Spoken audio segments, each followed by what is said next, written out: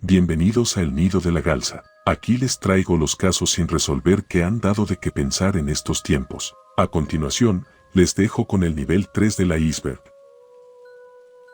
La desaparición de los niños Sade. La desaparición de los niños Sade es uno de los casos más misteriosos de la historia estadounidense. Durante la madrugada de Navidad de 1945, la casa de la familia Sade fue destruida por un incendio. De los 10 miembros de la familia, 5 lograron escapar, mientras que los 5 niños más pequeños supuestamente murieron en el fuego. Sin embargo, lo más extraño del caso es que nunca se encontraron restos humanos entre las cenizas, lo que ha llevado a especulaciones de que los niños no murieron en el incendio, sino que fueron secuestrados. La familia Sade. George y Jenny Sade vivían con sus 10 hijos en Fayetteville. La noche de Navidad de 1945, 5 de los niños, Maurice, Martha, Luis, Jenny y Betty, pidieron permiso para quedarse despiertos más tarde, jugando con sus regalos navideños. Los padres y otros hermanos se fueron a la cama temprano. Hacia la 1 a.m., un incendio estalló en la casa. George,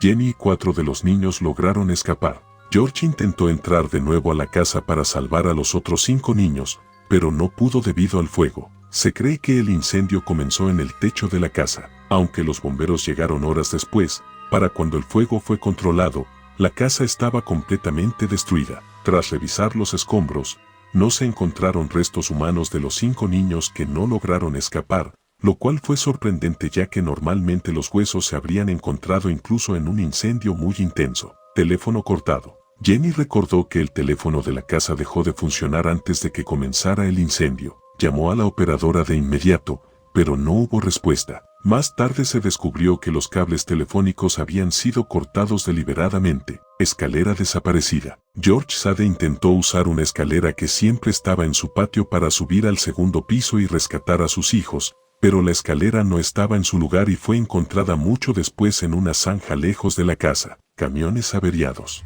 George tenía 2 camiones que usaba para trabajar, y ambos se negaron a arrancar esa noche, a pesar de haber funcionado perfectamente el día anterior. Llamada misteriosa. La familia recibió una llamada extraña poco antes del incendio, con una voz desconocida que preguntaba por una persona que no vivía allí. Las autoridades concluyeron que el incendio fue causado por un fallo eléctrico, pero George Sade no lo aceptó, ya que el sistema eléctrico había sido revisado recientemente. Una mujer afirmó haber visto a los niños en un automóvil que pasaba mientras el incendio consumía la casa. Otros testimonios surgieron después, incluyendo personas que supuestamente vieron a los niños en hoteles o restaurantes, lo que llevó a la teoría de que fueron secuestrados. En 1968, más de 20 años después de la desaparición, Jenny Sade recibió una carta anónima que contenía una fotografía de un hombre joven.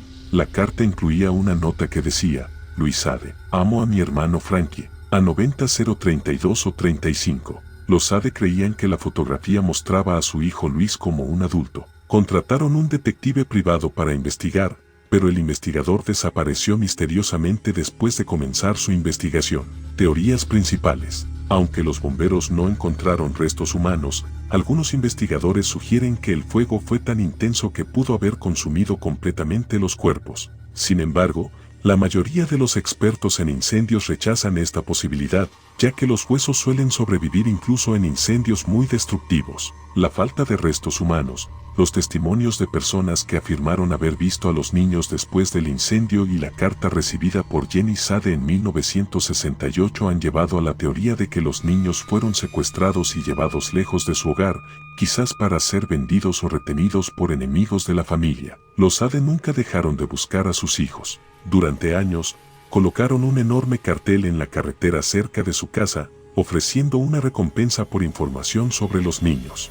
Jenny Sade vivió el resto de su vida investigando el caso, convencida de que sus hijos estaban vivos en alguna parte. Murió en 1989, sin haber obtenido respuestas claras sobre lo que sucedió la fatídica noche de Navidad de 1945. El caso sigue sin resolverse, y la desaparición de los niños Sade sigue siendo uno de los misterios más perdurables y desconcertantes en la historia de Estados Unidos. Desaparición de Brandon Swanson. Brandon Swanson, un estudiante de 19 años, desapareció misteriosamente después de sufrir un accidente automovilístico mientras regresaba a su casa de una fiesta. Tras llamar a sus padres pidiendo ayuda y mencionar que estaba cerca de Lynn, Minnesota, Brandon desapareció sin dejar rastro mientras hablaba por teléfono con ellos. A pesar de intensas búsquedas y esfuerzos para localizarlo, Brandon no ha sido encontrado. Detalles clave del caso. La noche de la desaparición, el 13 de mayo de 2008, Brandon Swanson había asistido a una fiesta con amigos para celebrar el final del semestre en la Universidad de Minnesota West Community and Technical College, en Canby, Minnesota. Alrededor de la medianoche, decidió conducir de regreso a su casa en Marshall, Minnesota, un trayecto de unos 48 kilómetros. Mientras conducía, Brandon accidentalmente desvió su automóvil hacia una zanja en una zona rural cerca de Lynn. Incapaz de sacar su vehículo, llamó a sus padres, Brian y Annette Swanson, alrededor de la 1:54 am, pidiendo que lo recogieran.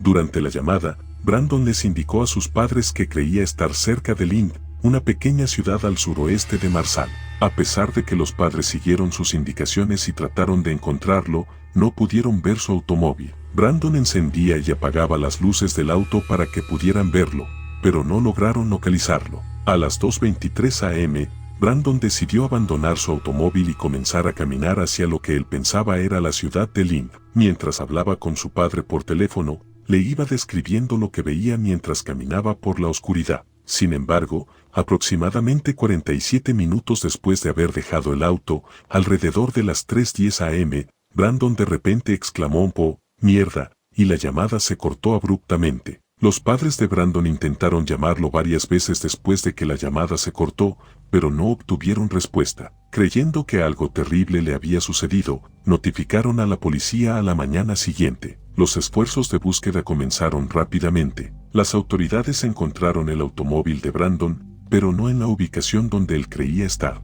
Su vehículo fue hallado en un área rural a 32 kilómetros de donde les había dicho a sus padres que se encontraba, cerca de Taunton, Minnesota, no cerca de Lynn. Posibles teorías. 1. Accidente en el río. La teoría más popular es que Brandon pudo haber caído al río Yellow Medicine mientras caminaba en la oscuridad, confundido sobre su ubicación. Dado que su rastro terminó cerca del agua, es posible que, en un intento por cruzar el río o debido a la poca visibilidad, se resbalara y fuera arrastrado por la corriente. Sin embargo, las búsquedas exhaustivas en el río no han encontrado su cuerpo. Otra teoría es que Brandon, desorientado después del accidente y caminando por terrenos peligrosos, pudo haber sucumbido a las inclemencias del tiempo. Era mayo, pero las noches aún eran frías en Minnesota, y murió por hipotermia o una caída en alguna zanja o terreno difícil. La zona está llena de campos y áreas agrestes, por lo que podría haber caído en un lugar remoto. Aunque no hay evidencia directa que sugiera un crimen, algunos han especulado sobre la posibilidad de que Brandon se haya encontrado con alguien que le hizo daño. La abrupta exclamación de «¡Oh, mierda!» en su última llamada ha alimentado estas teorías, aunque no ha habido pruebas que indiquen la participación de otra persona. Evidencias clave. Teléfono celular. La última señal del teléfono de Brandon fue rastreada hasta un área rural cerca de la frontera entre los condados de Lincoln y Lyon, Minnesota, donde se perdió el rastro. El coche fue encontrado lejos de la zona donde Brandon pensaba estar, lo que indica que estaba desorientado o que no conocía bien el área. Últimas palabras. Su última exclamación al teléfono con su padre es uno de los aspectos más desconcertantes del caso, ya que no está claro qué vio o experimentó que lo hizo reaccionar de esa manera. Impacto y búsqueda continua. El caso de Brandon Swanson sigue sin resolverse a pesar de los esfuerzos continuos de búsqueda por parte de las autoridades y su familia. Su desaparición ha llevado a cambios en las leyes de Minnesota, como la Ley de Brandon, que exige que las autoridades actúen de inmediato en los casos de personas desaparecidas, independientemente de la edad. Desaparición de los niños Bowman. El 26 de enero de 1966, un día festivo por el Día de Australia, los tres hermanos Bowman salieron de su casa en el suburbio de Somerton Park, Adelaida, para pasar el día en la playa de Glenelg, una excursión que habían realizado varias veces antes sin problemas. Sin embargo, ese día nunca regresaron, lo que provocó una intensa búsqueda y especulación. A pesar de varios avistamientos reportados y teorías sobre lo que pudo haber sucedido, el destino de los niños Bowman sigue siendo desconocido. Detalles clave del caso. 1. El día de la desaparición. El día que desaparecieron, los 3 niños abordaron un autobús cerca de su casa alrededor de las 10 a.m. para dirigirse a la playa de Glenelg, a unos 5 kilómetros de distancia. Los niños eran habituales en la playa, y su madre, Nancy Bowman, no tenía inconvenientes en dejarlos ir solos, ya que la sociedad australiana en ese tiempo se consideraba segura. Jane, la mayor, era considerada lo suficientemente responsable como para cuidar de sus 2 hermanos menores. Varios testigos vieron a los niños jugar en la playa entre las 10 a.m. y el mediodía. Uno de los avistamientos más importantes fue el de un hombre de cabello rubio, de unos 30 años, que aparentemente estaba jugando con los niños y los observadores pensaron que era un amigo o familiar. Alrededor de las 11:45 a.m.,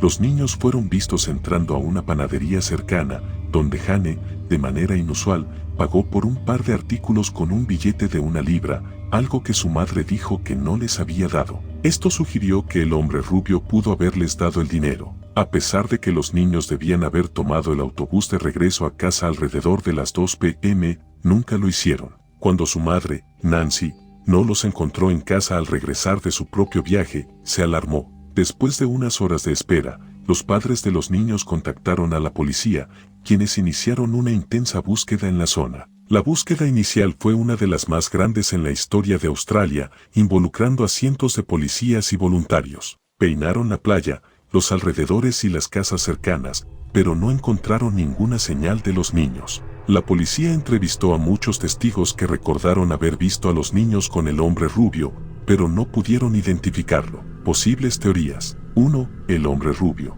La teoría más común es que los niños fueron secuestrados por el hombre rubio visto con ellos en la playa. Algunos testigos recordaron haber visto a los niños caminar por la calle con él después de la visita a la panadería, lo que sugiere que confiaban en él o que habían sido manipulados para seguirlo. Secuestro y asesinato. Muchos creen que los niños fueron secuestrados por un depredador, posiblemente el mismo hombre rubio, y que posteriormente fueron asesinados. En ese momento, Adelaida estaba lidiando con un número creciente de crímenes violentos, lo que refuerza esta teoría. Especulaciones paranormales. Con el paso de los años, algunos teóricos de la conspiración han sugerido elementos paranormales o de experimentos clandestinos como parte del caso, aunque no hay ninguna evidencia que respalde estas ideas. Estos elementos han sido utilizados más en ficciones y especulaciones en torno a la desaparición.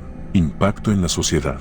La desaparición de los niños Bowman cambió profundamente la cultura australiana, especialmente en lo relacionado con la confianza en la seguridad pública. Antes del caso, era común que los niños jugaran al aire libre o viajaran sin la supervisión directa de los padres, pero después del incidente, las familias se volvieron mucho más protectoras y cautelosas. El caso también marcó un antes y un después en la forma en que se manejan las desapariciones infantiles en Australia, con la creación de nuevas políticas de búsqueda y la movilización de recursos más rápidos y efectivos para estos casos. Y bueno, hasta aquí la parte 3 de la iceberg. Más adelante vendré con la parte 4. También quiero dejar un saludo a mi suscriptor. Hasta la próxima.